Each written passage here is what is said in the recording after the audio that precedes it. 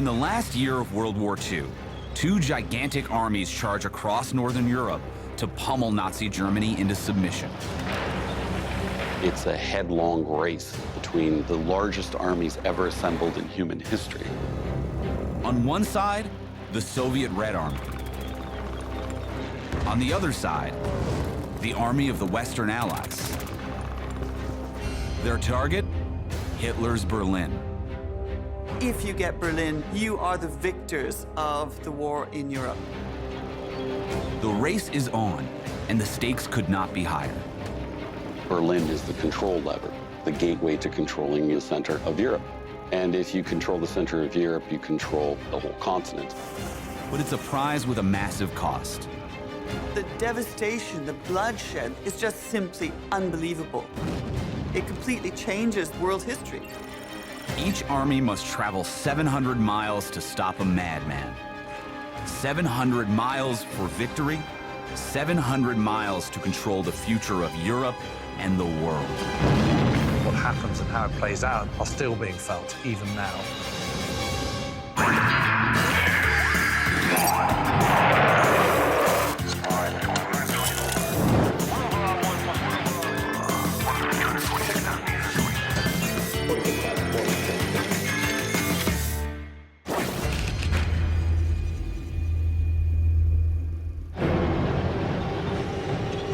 In the early years of World War II, Hitler's armies conquer most of Europe. But in 1942, the tide turns. And by the summer of 1944, Germany is in trouble and the Allies are closing in. But Hitler will not yield. Even at this stage of the war, Hitler still has this complete grip on Nazi Germany. Toppling Hitler all depends on the number 3. Of the alliance of nations that come together to oppose Nazi Germany, 3 countries will determine the outcome of the war and the future of Europe. Of course, there are other countries involved as well, but the big 3, the United States, the Soviet Union, and Great Britain, are the most important. The big 3 confirmed: Roosevelt, Churchill, and Joseph Stalin. The strength of the alliance of these 3 nations is vital, but they're not exactly best buddies. They're tactical allies for the sake of winning the war. But the relationship between the Western Allies and the Soviet Union is far better characterized by, frankly, hatred in a lot of ways. Soviet leader Joseph Stalin, who sentenced 1 million of his own people to death during the Great Purge, has a bit of an image problem. Stalin is a despotic dictator. He's an absolute monster. UK Prime Minister Winston Churchill, in particular, has no love for the man or his politics. Churchill's view was that Stalin was a really disgusting, horrible figure. Churchill was decidedly anti-communist. He was absolutely against the political Sovietization of Central and Eastern Europe. Stalin, for his part, has more than 8 million reasons to resent his Western partners. Since 1941, Stalin and the Soviet Union have done the majority of the fighting against Hitler's army. It's been a bloodbath. 8.1 million members of his Red Army are dead, missing, or taken prisoner. 10 times what the USA and the UK will suffer over the entire war combined. Now, Stalin is furious about this, and Stalin's view is we're really doing all the heavy lifting here, and it's about time that the Western Allies did something as well. Now, he's finally going to get his wish. The Western Allies, the United States, the UK, and Canada, have plans to launch an unprecedented invasion into France from the west. Meanwhile, Stalin's Red Army continues to push from the east, and the end goal for everyone is the same. Berlin is the target, the lair of the fascist beast. Each side will fight through about 700 miles of heavily defended enemy territory. If you walked non-stop, you could cover that distance in 183 hours. It will take these armies 11 months, an average of 0.09 miles per hour, or about half the speed of a sloth. Nobody's expecting this to be easy. The Germans are notorious for their defense, notorious for fighting back. But this is not just a fight against two fronts of Hitler's Reich. It's a competition between East and West for a much bigger prize. On the one hand, there are smiles and agreements, but both sides are actively preparing for what comes next. Really, it's very much an ideological contest between Soviet communism versus capitalism and democracy, with Berlin being the center of that objective. The race to Berlin is the competition, in a way, between the Western Allies and the Soviets to get to Berlin before the other side does, winning the right to impose your political system. The race is set. Each side will have 6 months to build up their strength before the coordinated assault begins. The Soviet Red Army will be directed by none other than Stalin himself, since the ruthless dictator has some trust issues. 23,000 of them. Stalin doesn't trust anyone on the planet. You know, he's suspicious of everybody. I mean, anyone who kills 23,000 officers in his army before the outbreak of the Second World War, that's pretty paranoid. Commanding the Western Front is General Dwight Eisenhower. Eisenhower is a much different leader than Stalin. People actually like Ike. Eisenhower is a really good man. You know, he's decent, he's honorable, so they're quite different characters. On the eve of the Allied invasion of Europe, there's a big number on Ike's mind, 50%. It's at the heart of the most difficult decision he will make in the war. As an ambulance driver during the London Blitz, Kay Summersby witnessed the darkest days of the war. Now, 3 years later, on the evening of June 5th, 1944, the 35-year-old is driving General Eisenhower's staff car out to Greenham Common Airfield. Eisenhower decides to go to Greenham Common, where the 101st Airborne Division, the Screaming Eagles, are about to make the trip over to Normandy. Eisenhower made a point of going and seeing most units in his army as much as he possibly can, which is quite unusual for a senior commander. A nurse tries to hand the general a cup of coffee, but his hands are shaking too much to hold it. In the months leading up to today, Ike's been so on edge, he's smoking 4 packs of cigarettes a day. The weight of responsibility on his shoulders is just absolutely immense. This is the burden of high command. Walking among the 1,430 paratroopers, Eisenhower stops to speak with Lieutenant Wallace Strobel, jump master for plane number 23. They don't talk about the fact that the entire war hinges on this mission. Instead, they talk about fishing. Today is Strobel's birthday. The young man from Michigan has just turned 22. For him and the entire 101st Airborne, this will be their first combat deployment.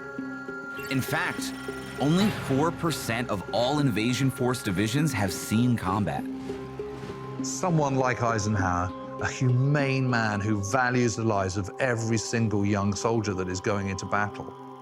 He's inevitably going to be wondering how many of them are going to be alive the following morning. As Eisenhower and Summersby watch the 81 transport planes disappear into the clouds, Summersby notices that the general has a tear in his eye. Ike has been told that approximately 50% of paratroopers will likely die before they hit the ground. The survival of Lieutenant Strobel and everyone else on those planes has the odds of a coin toss. But the plan goes ahead. Before dawn, the assault begins, and in typical American fashion, it's over the top. 17,000 soldiers drop from the sky. But that's just the beginning. The main assault comes by sea. The scale of D-Day is just absolutely gigantic. It includes 1,213 warships, 4,127 landed craft, It includes 155,000 men just on that first day. This is on a scale that has never been seen before. It is the biggest single amphibious invasion ever in the history of the world. And it all starts with one step. By the dawn light, 20 landing craft cut the waves in a straight shot for a distant beach. Inside the landing craft, 22 young American soldiers are crunched together. It was terrible weather, so basically they're just crashing over high seas.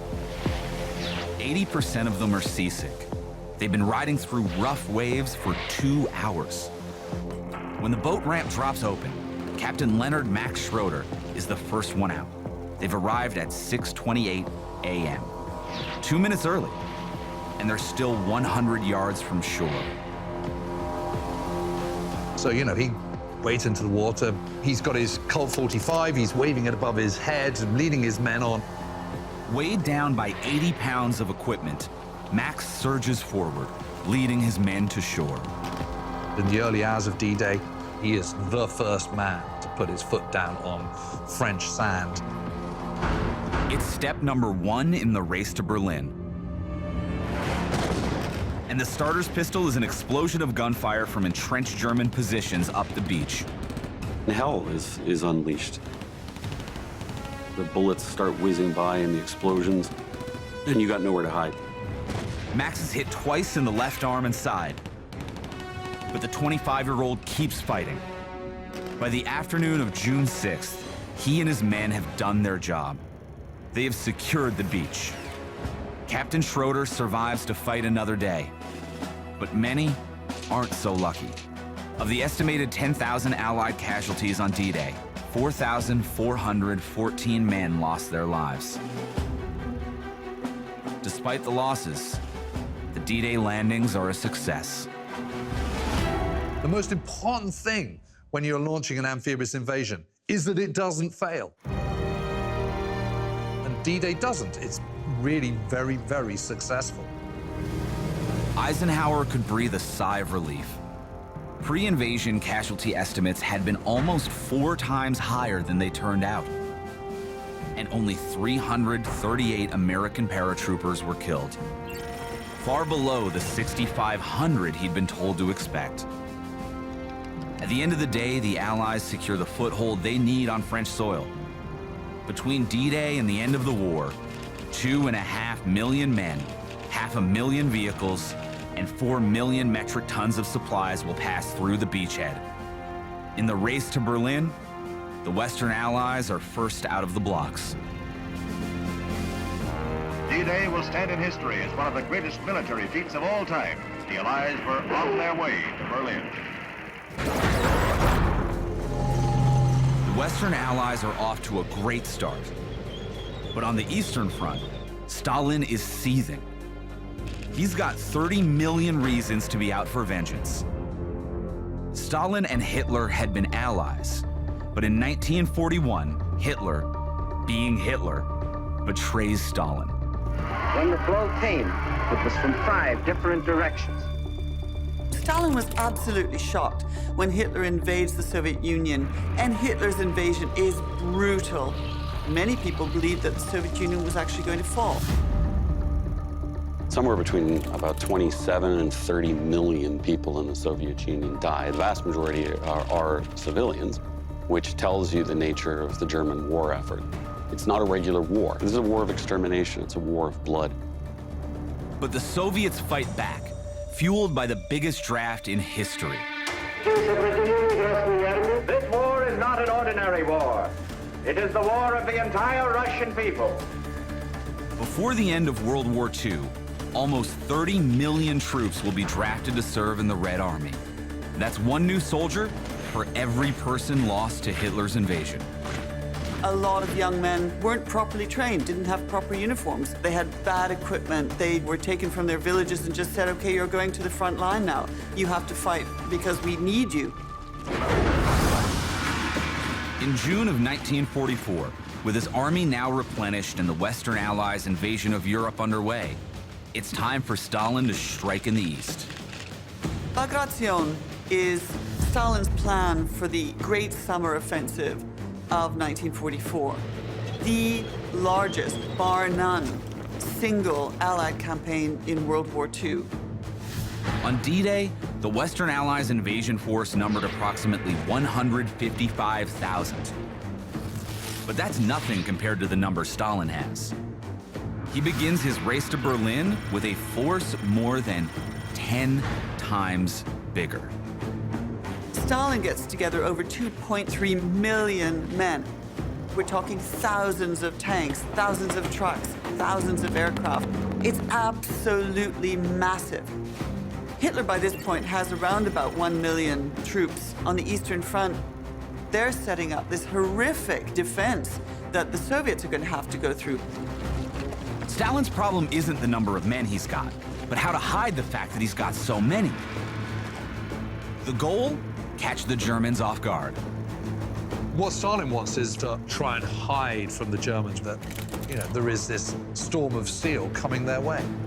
To keep 2.3 million men a secret, it's going to take Stalin's secret weapon, Maskirovka. Maskirovka is a Russian word for disguise or deceit. Stalin does a number of things in order to deceive Hitler, having fake radio signals, having fake army groups, which don't really exist. Stalin's ploy is to make it appear the attack will come in the Ukraine, when he actually plans to attack further north, in Belorussia. Hitler, of course, was no military strategist. The Germans are duped. They move huge numbers of German tanks to the south, and that left them virtually defenseless. Stalin is about to find out just how long he can keep his 2.3 million men a secret. The Germans had laid these vast minefields on their front in order to prevent the Soviets from coming through. In the dead of night, on the Belarusian front, 21-year-old Pyotr Mikhaev slips between trees, careful not to make a sound. The work that Pyotr and his team are doing is incredibly dangerous. Deactivating minefields in preparation for the invasion of Bagration. Pyotr clips barbed wire and pulls it away, creating a safe channel for troops in the rear to move through. These young men had to crawl out into these minefields and very, very carefully try and find out where they were and then deactivate them by taking them apart. To do it in the dead of night, where you can't see anything, you can't communicate, you don't know where the mines are, was enormously dangerous work. Many of Pyotr's brothers-in-arms will be killed in the attempt. But by the time they are done their work, the front has been cleared for Stalin's surprise assaults. Hitler is still none the wiser.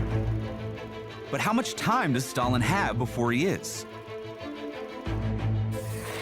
Vasily Yermolenko is on the front line, ready for the attack. Like every Soviet soldier, after 3 years of fighting for survival, he's exhausted, physically and mentally. Even his boots are falling apart. And yet, Bagration comes along, and this gives them all this tremendous boost of hope.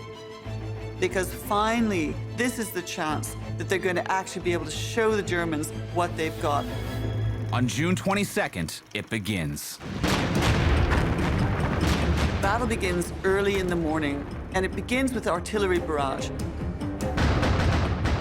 So these guns that have been lined up all the way down for kilometers, all of a sudden start to fire. 32,000 pieces of artillery open up on German defenses, firing a total of 192,000 metric tons of ordnance. The Germans are just all of a sudden faced with this massive barrage pounding down on them. And the Germans don't know what hit them because they weren't expecting this at all, and then they become terrified. After the artillery, the Red Army, Yermolenko included, surges forward. Waves and waves of troops smashing into the Germans. They scramble and try to fight back, but it really doesn't help. They start to surrender. And this is such a moment of triumph for the Red Army soldiers. It's a complete and utter victory for the Soviets from the moment go. Stalin's Maskirovka is so successful, it takes 3 days before Hitler realizes he's made this enormous error of judgment. 3 days is all it takes to give Stalin the advantage he needs. All along the Eastern Front, the Red Army pushes into occupied territory, rapidly gaining ground. Stalin takes back all the territory he's lost since 1941, and then some. Bagration is the most territory gained in the shortest period of time in all of World War II. So in the span of about 2 months, they make it all the way to Poland. The Germans suffer 350,000 casualties, over 40% of their defending forces. It's absolutely staggering how successful Bagration is, to Hitler's absolute fury. And Stalin, of course, is jubilant. Finally, there's a sense of retribution, a sense of revenge. By August of 1944, the Red Army has advanced 400 miles, more than halfway to the German capital. The Western Allies, meanwhile, have only made it 150 miles towards Berlin. The Allies get stalled in France. People often think, June 7th, the day after D-Day, it's all over. It's not over. The Allies had a tough goal. Advantage, Stalin. But he's paid for the lead in blood. His Red Army suffers over 770,000 casualties, while the Western Allies suffer just over 226,000. There's a quote famously attributed to Stalin: "One death is a tragedy. 1,000,000 deaths, a statistic." The bottom line is that Stalin doesn't care how many people die. All he cares about is winning.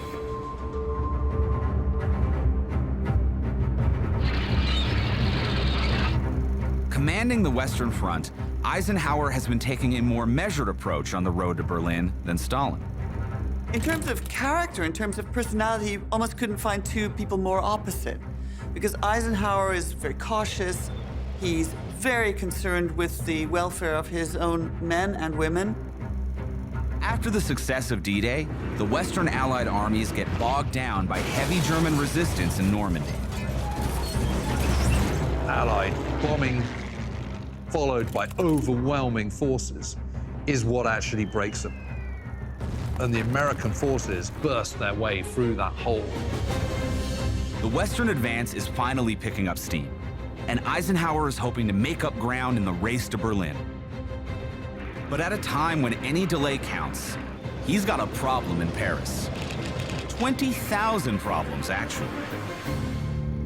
Paris has been under Nazi occupation for 4 years, and the more than 2 million citizens want the Germans gone. Eisenhower, though, has other ideas. In the pre-invasion planning, Eisenhower had never had any intention of fighting for Paris. The plan was to bypass Paris. It's not a major military objective for the Allies. It's only in French minds that Paris is important. With the Germans' attention on the Allied invasion, the French resistance make their move. There is this uprising by the French resistance that starts on the 19th of August, 1944. It's a bit of a ragtag army, armed with whatever they can get their hands on, but it's quite sizable. The resistance has up to 20,000 fighters determined to help liberate Paris, which puts their numbers on par with German occupiers. But they only have 600 guns, one for every 33 fighters.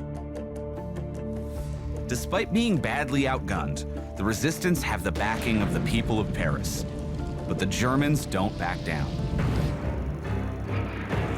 Hitler is insisting they fight for every yard. And so it's quite vicious fighting, and there are a number of casualties. Eisenhower and his generals have been keeping an eye on Paris and the rising body count. 2,000 Parisians and 800 resistance fighters killed, thousands more wounded. But diverting troops from the front line to help risks stalling their advance to Berlin. Very quickly it becomes clear that they simply can't let this turn into a kind of bloodbath. They're gonna have to do something about it. Eisenhower says, yes, okay, we'll send in the troops. 2 days later, Allied troops enter Paris, and the tide of the uprising turns in favor of the resistance. But there's still one more wrong left to right. When the Germans first took Paris in 1940, they ordered a French firefighter to hang a swastika from the top of the Eiffel Tower. He complied, but swore he would take it down one day. Redemption is never easy. For Lucien Sarneguet, it will take 1,671 steps.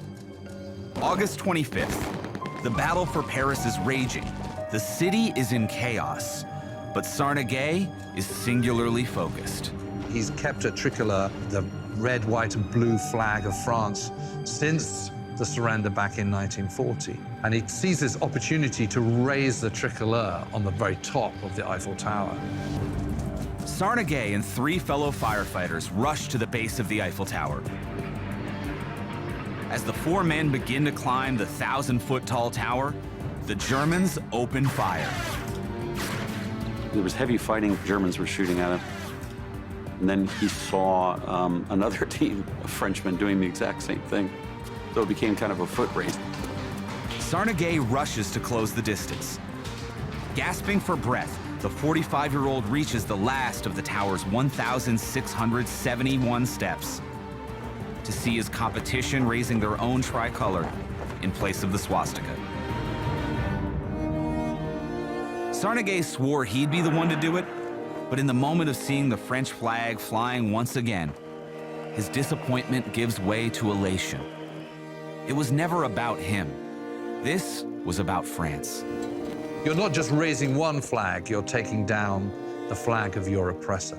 So in a way, that raising of the tricolor on the Eiffel Tower is the moment that Paris is liberated. The remaining German troops surrender in the face of overwhelming odds. But the liberation of Paris has cost the Western Allies time, putting them even further behind the Soviets in the race to Berlin.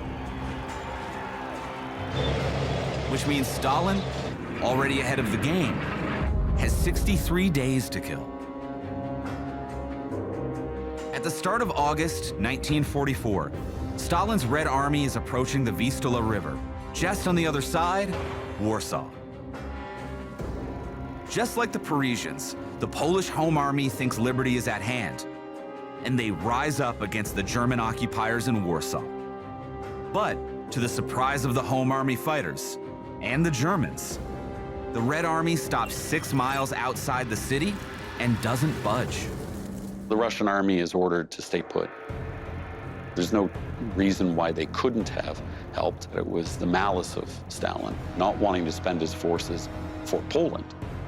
Warsaw is abandoned. For the residents, the number 13 represents their last hope of escape. Civilians can't get out, so they're just simply massacred by bombing and by shell fire. Girl Scout Anna Kowalski may only be 13 years old, but she is no stranger to combat. The AK, the Polish Home Army, was very much a young people's movement made up of people in their teens and early 20s. And this included young Boy Scouts and Girl Scouts. They worked as couriers, hid things in their houses. They daubed graffiti on the walls in the aid of the resistance movement. Throughout the uprising, Anna has been an essential courier, dodging German gunfire and leaping barricades. Now she has her most difficult task, 40 feet below the city, in a river of filth. The Home Army have used the sewer system in Warsaw throughout the Warsaw Uprising to move around the city underground. Girl Scouts, who of course were very small and very slim, could work in the sewers, and they were the ones who actually mapped out the routes through the sewers. Desperate to escape German artillery, Anna leads people in groups of 50 through the maze of tunnels. Below, it's almost pitch black. Some lose consciousness because of the smell and have to be carried, and for those carrying them, the journey takes 5 hours. At last, they reach the exit manhole, gasping for fresh air. Behind them, Warsaw burns, and just across the river, The Red Army watches it all happen. In 3 days, over 5,000 Poles escape bombardment before the sewer entrance is destroyed. But thousands more are left behind to face Nazi wrath. In the end, after 63 days, the Germans have managed to take Warsaw, fiercely crushing the Warsaw Uprising. All this time, the Red Army remains effectively at a standstill. For Stalin, it's a calculated risk. He can kill 2 birds with 1 pause, allow the Red Army to resupply before the push to Berlin, and also set the stage for his post-war ambitions. Politically, it's in Stalin's interest to see the destruction of Warsaw. Stalin's making it very clear what he wants out of this war, and he wants Central and Eastern Europe to be under Soviet control. He wanted to eliminate Polish resistance to make sure that the resistance that the Soviets would face was gone. But those 63 days waiting for the Warsaw Uprising to fail risks losing Stalin his lead in the race to Berlin. Because at the other end of Europe, the Western Allies are making headway. From the moment they capture Paris, suddenly the race is on. You know, they're charging through northern France and eastern France. By mid-September 1944, the Western Allies have advanced through France and Belgium to the doorstep of Germany's western border, 340 miles from Berlin. But they are about to face their greatest challenge yet, the Siegfried Line. The Siegfried Line is a series of German defenses west of the River Rhine. This is a major, major obstacle that the Allies face. Built over 3 years, from 1936 to 1939, the Siegfried Line is more than 390 miles long, but has only one purpose: to stop anyone from getting into Germany alive. It has 22,000 bunkers. The defenses go almost 20 miles deep. It has never been breached. But there might be a way through, and one number, 69, holds the key.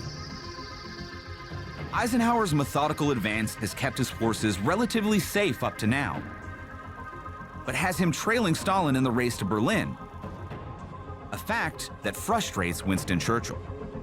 Churchill believed that getting to Berlin quickly and ahead of Stalin is really very, very important. The British Prime Minister pressures Ike to gamble on a shortcut. There is a gap in the Siegfried Line, which is in northern Holland. That gives you the chance to burst through into Germany to try and get to Berlin by Christmas. It's Highway 69, but that route requires capturing key bridges in a risky lightning strike in order to secure a path across the River Rhine. Eisenhower didn't like the plan, and that leads to a significant military debate between the Allies. But war isn't always about military strategy. It's often about political strategy, too. In the end, Eisenhower agrees to roll the dice with the largest airborne operation in history. Operation Market Garden is the Allied effort to try and force a way through around the northern edge of the Siegfried Line. On September 17th, 34,600 men are airlifted into combat in an attempt to break through German lines. But after only 8 days, the Allies suffer 17,000 casualties and are forced to withdraw. Market Garden was a giant gamble, and it failed. And it cost sizable losses for the Allies. Highway 69 gains the nickname Hell's Highway. Eisenhower took a risk and it cost him. Now he knows they can't go around the Siegfried Line. If the Allies want to get to Berlin, they'll have to go through it. The Battle of the Hürtgen Forest is just one of a series of battles that takes place all along the Siegfried Line. It's one of the most heavily defended spots on the line.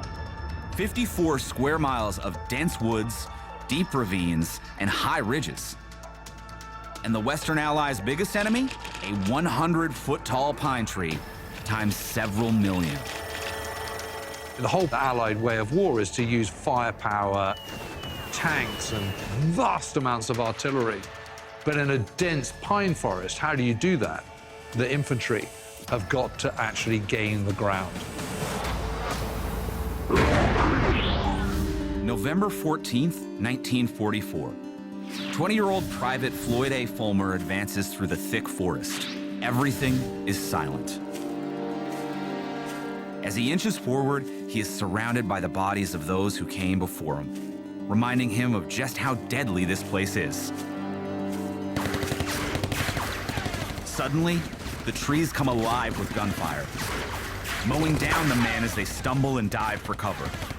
Fulmer scrambles to make it to a foxhole, but it's too late. He's hit. His body drops lifeless to the ground. The rest of his squad is forced into retreat. In the chaos, Fulmer's body must be abandoned. Afterwards, he is listed as missing and presumed dead.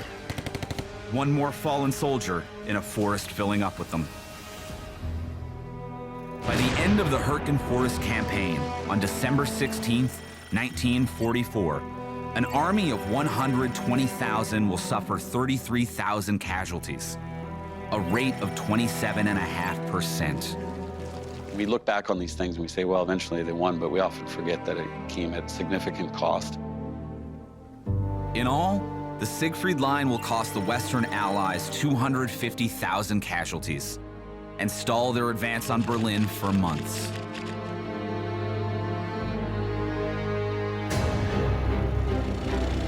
In the east, Stalin watches as the Germans divert more troops to the Western Front. And he knows his day will come, a day marked on his calendar by the number 1.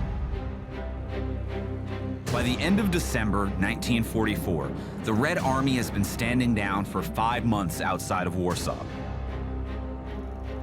But they've been busy with a massive logistical buildup: 132,000 carloads of supplies, 9 million rounds of ammunition, 30 million gallons of fuel. Stalin starts to build up the supplies in preparation for this winter offensive, and Stalin is just determined to push as far westward as he possibly can. January 12th, 1945, the Red Army is on the march again. For 3 weeks, they drive unrelentingly through Poland towards Germany and bowl over the depleted Nazi defenses with their vastly superior numbers. There's about a 5-to-1 discrepancy between the Germans and the Soviets by this point. 295,000 German troops are killed in 3 weeks. That's an astonishing 14,000 every single day. By January 31st, the Red Army has covered 270 miles to the banks of the Oder River. That thrust through Poland is everything for the Russians. Then basically you're right on the German doorstep. The Red Army now sits only 40 miles from the finish line in Berlin. As you get closer and closer to Berlin, the German soldiers start to fight more and more and more ferociously. Facing fierce resistance, Stalin pauses the Soviet advance once more. He wants to make sure his Red Army can crush the Germans on their home turf. He wants to consolidate their forces and to build them up for that last thrust into Germany.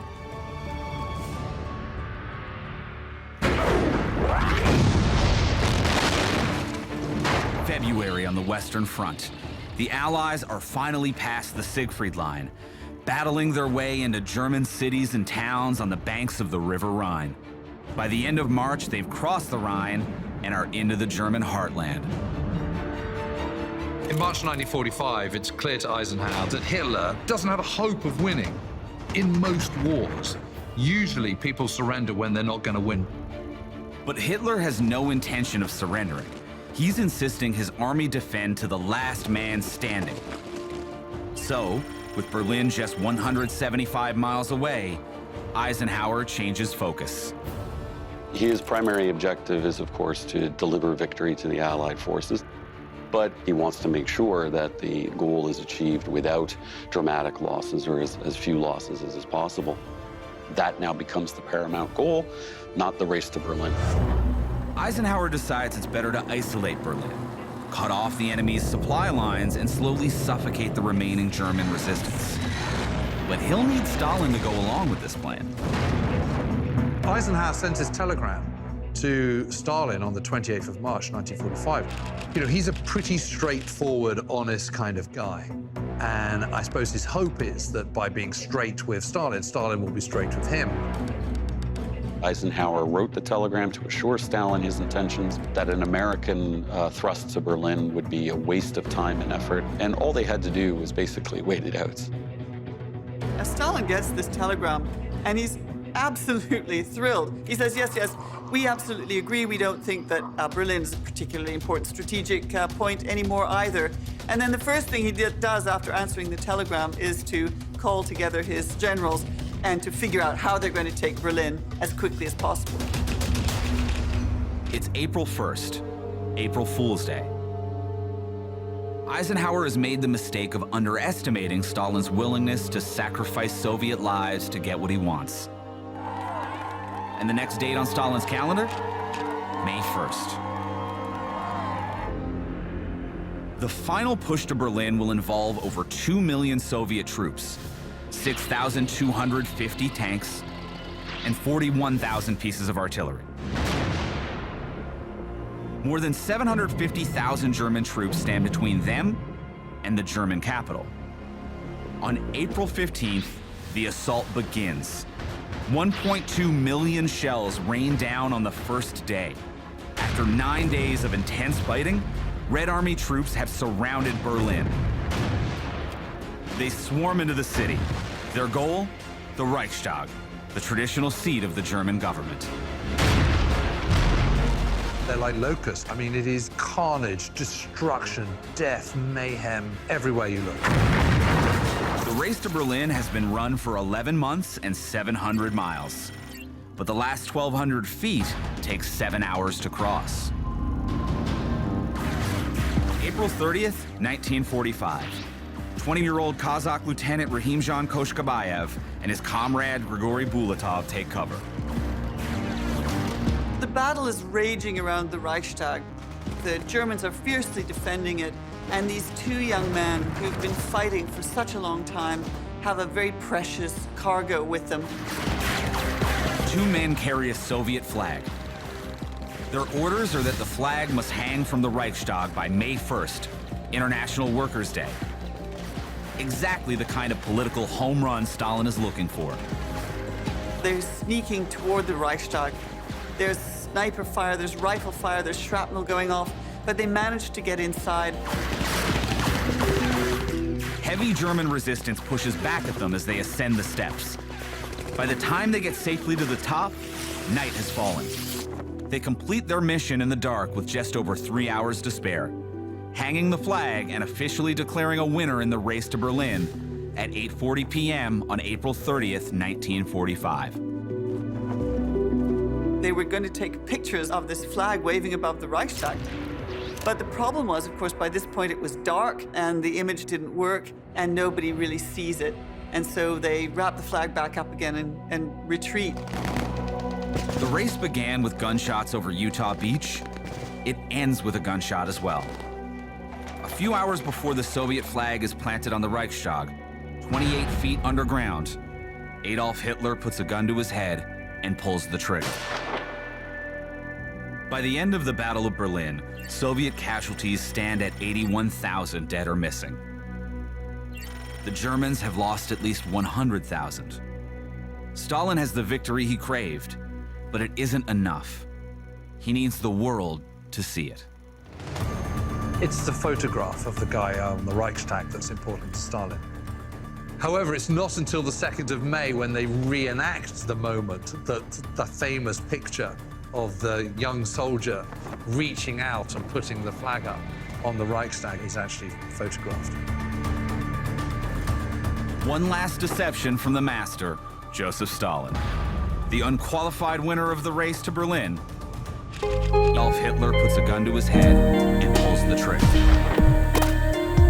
By the end of the Battle of Berlin, Soviet casualties stand at 81,000 dead or missing. The Germans have lost at least 100,000. Stalin has the victory he craved, but it isn't enough. He needs the world to see it. It's the photograph of the guy on the Reichstag that's important to Stalin. However, it's not until the 2nd of May when they reenact the moment that the famous picture of the young soldier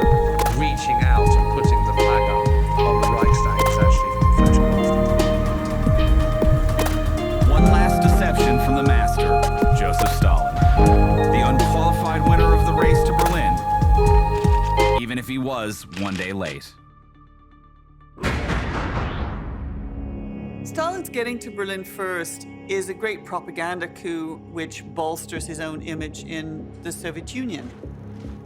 It's a glorious moment for the Russians and for Stalin personally, but it's wasteful. You commit tens of thousands of boys to their graves in order to hoist a flag. For Stalin, it's just one more small sacrifice for victory and glory. Stalin wins the race for Berlin because he wants it more than the Allies and because he's prepared to sacrifice more of his men to achieve it. It is absolutely unquestionably the Eastern Front where the most blood is spilled. Over 50% of all German casualties took place within these last 12 months of the war. And 80% of those casualties were on the Eastern Front.